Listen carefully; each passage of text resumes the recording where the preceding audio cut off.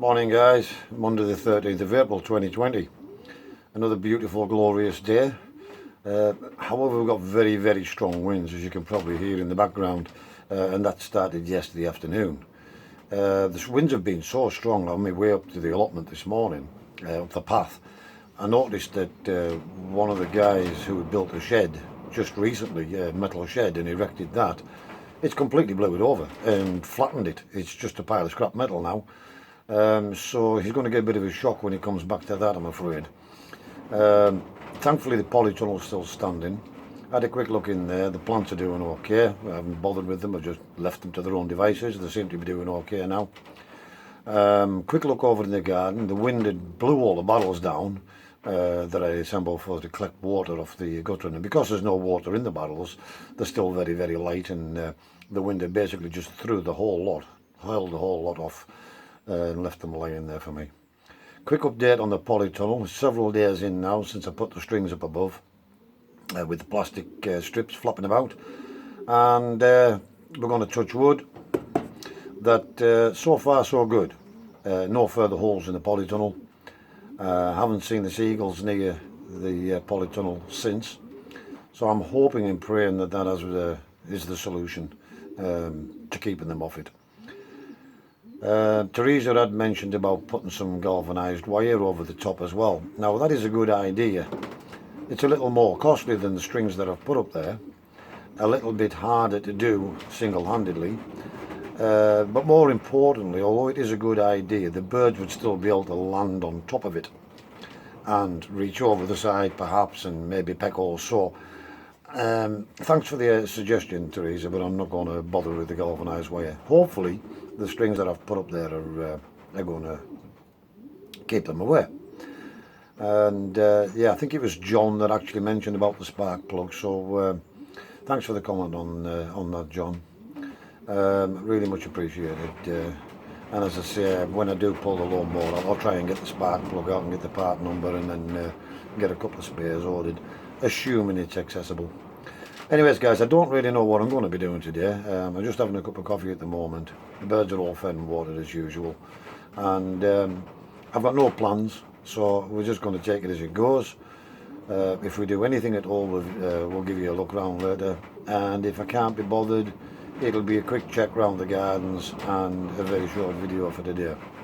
Anyways guys, hope you're all staying safe, and we'll catch you later. Thanks for watching. Bye. Guys, so I decided to be a glutton for punishment. I'm not sure how the wind's affecting this, but as you can see, I've started cutting the grass again by hand. So I've got out the lawnmower, want to keep it running, and basically I wanted the exercise as well, ironically. I'm just a glutton for punishment basically, but I wanted the exercise, so, and this levels it off nice. It just cuts it right back, and it gives me a bit more time before the next cut, and it just gets all the long ends and loose ends up. We've got the boards in on this under this area as well now, and we've got the wood chip in there. Got the boards in there as well for the next one. However, we've run out of wood chips, so next time we get 10 bags of them or somewhere, when the next time I happen to be out and the shop's open.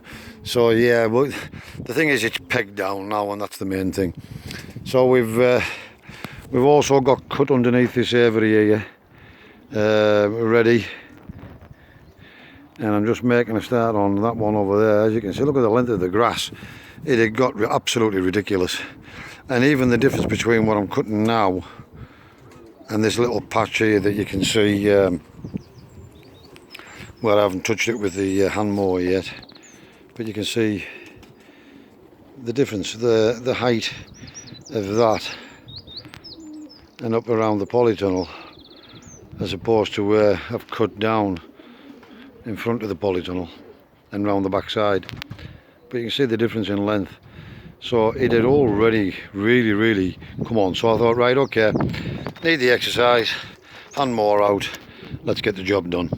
So I'll catch you later guys, bye. Okay guys, so I'm back in the shed now, and I've just made myself a cup of coffee. I'm quite dehydrated now. Who was I kidding? I need the exercise. That was a bit harder than I expected it was going to be. But never mind. I'm sure I'll feel the benefit of it later, once my pains in my back start to subside. In all, when they cut it by hand like that, and collecting all the grass up as well, which incidentally I just threw in the chicken pen on the bulb patches where it turned to sludge. And what happens when I do that is the grass decomposes on the bulb patches, and it sort of feeds the ground, and the grass that's really there under the ground starts to germinate again, and it comes back.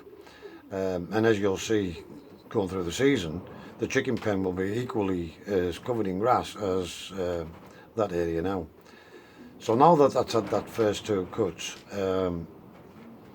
in as many weeks, it should be okay for a week or two now, depending on, unless we get rain, sun, rain, sun, rain, sun, then it really will need doing again next week.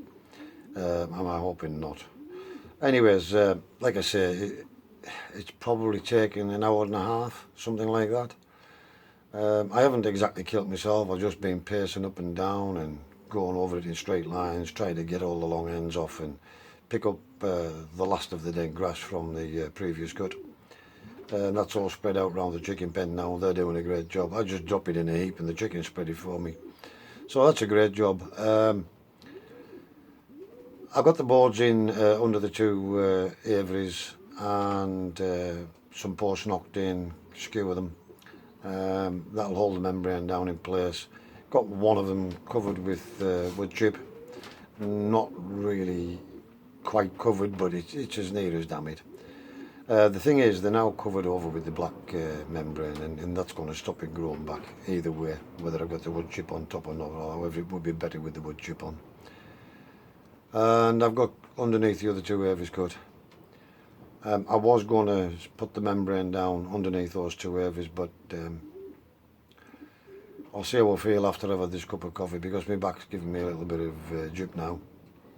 However, it sort of defeats the object to get it cut and then not put the membrane down. Even if I don't get any boards cut, if I just put the membrane down and peg it, at least that's going to hold the weeds and grass back in. And then get the boards cut another day, if and when. I don't think I'll be up here tomorrow, guys, because I need a rest.